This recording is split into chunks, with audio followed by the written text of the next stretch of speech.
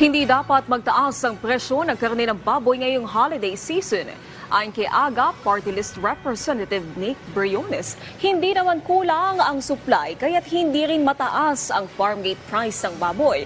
Wala ding dahilan para magtaas ang presyo ng hamon dahil Setyembre pa lang ay inihahanda na ang supply para sa holiday season.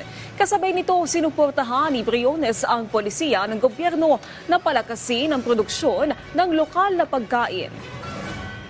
So walang dahilan para tumaas yung mga ham o kung ano man na kinakain o ginagamit tuwing holiday season.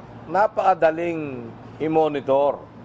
Ang titingnan mo lang yung farm gate price Plus 60, di 120, 290. Palagay mo na 65 or 70.